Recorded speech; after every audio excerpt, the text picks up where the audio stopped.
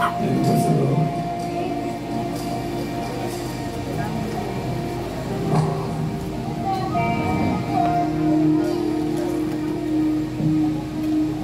So welcome the beloved mothers. Palapan po natin pinagmamahal natin ng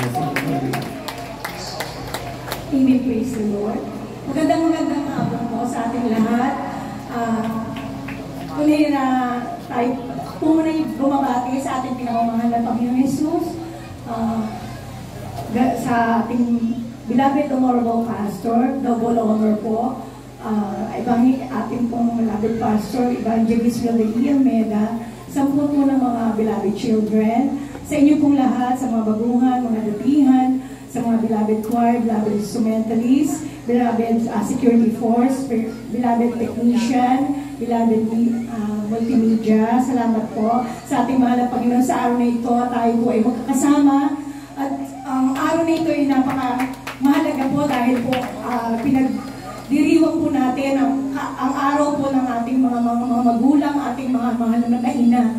Tunay nagpapasalamat po ako dahil po, hindi po dahil sa ating beloved assistant pastor, Ina si Almeida, sa beloved mama po. Hindi po tayo nagiging, kumbaga sa amin po mga workers, nandun po ang kanilang paghuhulma, pagmumol sa amin, kung paano po umano po sa paglilingkod sa ating mahal na Panginoon, naging isang magandang halimbawa at huwaran po sila. At tunay na nakita ko po sa ating beloved Mama Dear, ang kanya pong pag-aasikaso sa ating pong gawain. Nandun po na halos hindi na po sila natutulog. Nandun na galing na ng gawain, nandun pa rin po na maga na sila nagigit na nakaka-uwi. Pero before po na kasi naiiwan po ako minsan, doon po ako nakajut sa telephone. Tatawag po siya para alalahanin o kumustahin po kanyang mga anak. Tunay na nato po na kahit nasa gawain, nato pa rin po pag-asikaso sa mga bata, maging sa mga kapatiran, tulad po na may mapapanahon po na umuulan, ang mga kapatiran po, minsan po, nung tumutuloy sa pastoral house kami, tinatanong niya po ako kung kumain na po, kumusta na sila, ganito, gano'n. Ang dami pong bilin, tunay na nakita ko po yung talagang pag-ibig. Hanggang sa, ako rin po ay nagdalang tao, nandun din po yung pangumusta niya, hanggang sa ano pa ba kailangan ko. Tunay na, nung ako po ay nagkaroon na ng pamilya, ng mga anak, nung ko rin po nalaman na ganoon pala ang feeling ng isang magulang, isang ina na lahat gagawin mo, sakripisyo para sa mga anak. At walang magulang na magtuturo sa mga anak na hindi ikabubuti nila. Tunay nakita ko rin po mga minamahalang kanilang pag-aayuno, kanilang talaga po na pagmamahal para sa gawain, nag-aayuno po sila. Hanggang sa ako rin po noon na nag-duty, tunay na kahit 9 months na, nandiyan pa rin po, nag-duty pa rin ako sa kusina, kung saan po ako ma-assign. Pero nandiyan pa rin po yung alala nila na, baka hindi mo na kaya, ganito, gano'n. Hindi po, ako po ay lalong lumalakas habang ako ay gumagawa sa mahal ng Panginoon. At tunay na sa lahat ng aking napuntahan ng mga outreach, tunay po na nakaka-touch po, yung po, nakikita ko po yung mga kapatiran na patuloy na dumadalo sa gawain, yun po yung kalakasan namin na nakikita kayo sa bawat gawain. Tunay, napakabuti po ng mahal na Panginoon kasi sa kayo ng mga pananampalataya, kahit nung baguhan po ako, kahit sa panaginip, nililehas po nila ako kapag may sakit po ako. Pero yung po, hindi pa po ako worker. Bali, outsider pa po ako.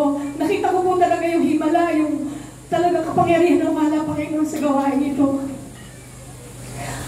Hanggang dito na lang po, marami pa sana akong salamatan, pero may silang po ating oras. Lahat ka po rin sa aking pinakamahal na Jesus.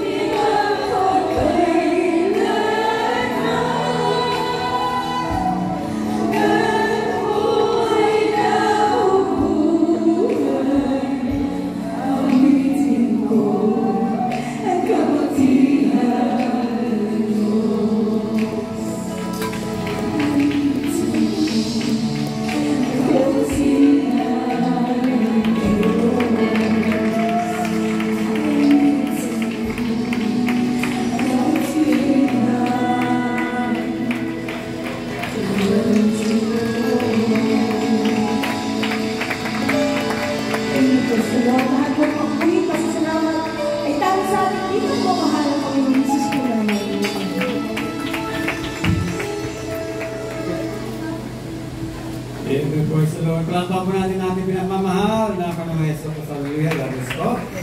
Sa ating mga beloved Mother sa Hallelujah, sa tanging alay na alay po sa ating pinagmamahal na Panginoon Jesus sa Hallelujah. Tunay na napakalaga na meron po tayong pinanguntahanan. Tunay po may namahal, lagi ng mga kabataan kung saan pag-busy sa umaga, naroon na talaga pag-kaso-kaso sa ating mga baho, sa ating mga damit. Tunay nga na habang bubuhay natin mga ating mga ina.